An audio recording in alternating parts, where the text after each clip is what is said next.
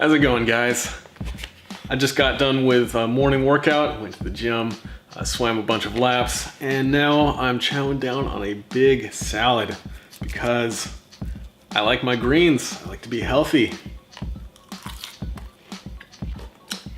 So this is a bunch of lettuce, kale, cabbage, shredded carrots, along with a little bit of dressing and some sunflower seeds on top.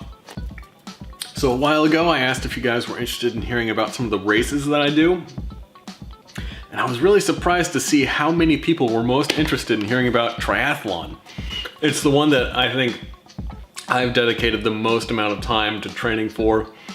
It's the one that I find is the most difficult to be competitive in, mostly because it's very costly in terms of the amount of time that you need to train for it and the amount of money that you need to pour into it. Because holy smokes, those bicycles are expensive. Like, I thought that I was a high roller when I got a $3,000 bike, but no way. I mean, you show up at some of those races and you see, $8,000, $12,000 bikes on the racks from amateur athletes. It can be pretty crazy. But I wanted to roll the tapes way back and tell you about the first time that I tried to complete a triathlon. And to let you know that sometimes things don't go quite as planned. The first triathlon that I did was in a little town called Walla Walla, Washington, which is known for having wine and onions, which is an odd combination. If you've ever had a Walla Walla onion, that's where they're from. So I signed up for the Onion Man Triathlon, which was an Olympic distance triathlon. It's a 1,500 meter swim, followed by a 40-kilometer bike ride, and then it ends with a 10-kilometer run.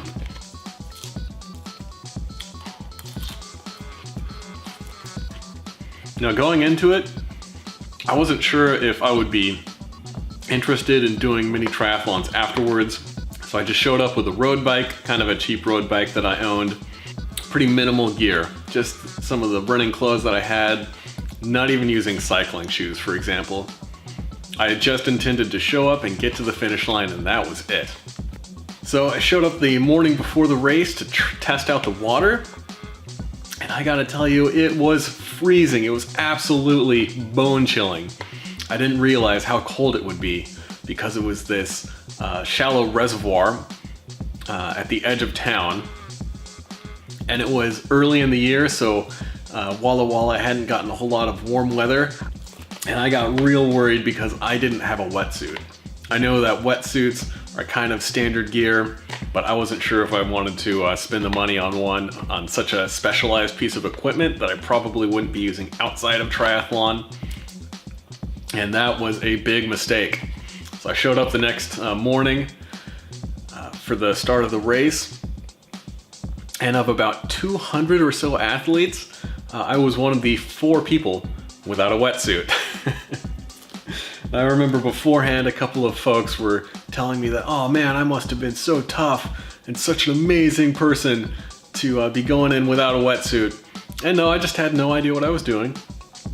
And at the time I probably weighed about 135, 140 pounds. I was pretty skinny, pretty thin. And the other 3 guys without wetsuits were all like 250 to 300 pounds. Like, they were built like polar bears. So it ended up that the water temperature was around 56 degrees. And if you're not familiar with how cold water can get, 56 degrees is really, really cold. Like, if you jump into a heated swimming pool and think it's a little bit chilly, those heated swimming pools are heated up to between 81 and 84 degrees. And when you get into water that's really chilly, it's different from stepping outside into chilly air. So one thing that I learned in lifeguard training was that you'll lose body heat 24 times faster in cold water than you will in air of the same temperature. So getting into 56 degree water, I mean, that's like taking an open palm slap to the face as hard as you can. Like, it is shocking. It is painful. It was absolutely painful. But at the starting line, I thought, okay, I'm just gonna get through the swim, gonna do the best I can, and get onto land, and do the things that I'm good at, that I'm used to. So we started swimming, And the course was a triangular course that you swam around twice before getting out of the water. And I remember thinking after the first loop, heading into the second loop, I remember thinking that, God dang, it felt so much harder to swim than I thought that it should. Like my limbs were getting really heavy, and it was hard to move my arms right, and I was kind of losing coordination. When we started, I had to peek up every maybe 6 or 8 strokes to make sure that I was going in the right direction. But after a while, my head started to get kind of cloudy and my vision wasn't really what it should have been. So I'd have to peek up like once every 2 or 3 strokes. And I would be kind of confused about what I was looking at. And anyone who's familiar with cold temperatures probably knows where this is headed. And I made that last turn to head towards shore, and I remember crossing the buoy that marked like the end of the swim course where you crawled out of the lake or the reservoir onto dry land. And I remember crossing that and thinking, yes, I'm done. Now I can get on with the rest of this and to glory. And my next clear memory is getting pulled into the back of an ambulance by a couple of EMTs. So it ended up that I had blacked out in the water right at the edge of the reservoir, and a couple of guys had just like drugged me across this parking lot. You know, my shins and my knees were all scraped up and bloody, and they dragged me over to an ambulance and pulled me inside with the heat just cranked up as high as possible. And after 5 or so minutes sitting in the ambulance, somebody threw a thermometer in my mouth and my body temperature was 88 degrees. So I was incredibly hypothermic. And if you've never experienced hypothermia, it's a really bizarre, like, out-of-body experience. Like, there's shivering when you're cold, but I was constantly convulsing. Like, my entire body was out of control, shaking and twisting, and all of my muscles were firing at once, trying to warm me up. It was extraordinarily painful. And I remember sitting in the back of the ambulance, and I knew that there was 2 EMTs there, and there's another triathlete there, an older woman, maybe in her 40s or 50s, in a wetsuit. So I wasn't the only person who had to drop out of the swim. But it took me about 45 minutes to realize that I was in the back of the ambulance. Like, it's a really bizarre kind of out-of-body feeling where I wasn't really sure what was going on. It kind of felt like watching a television show or something like that, where I knew things were happening, but I wasn't exactly sure of the context. It's really difficult to explain. That was my first attempt at a triathlon. It didn't go quite as I had planned.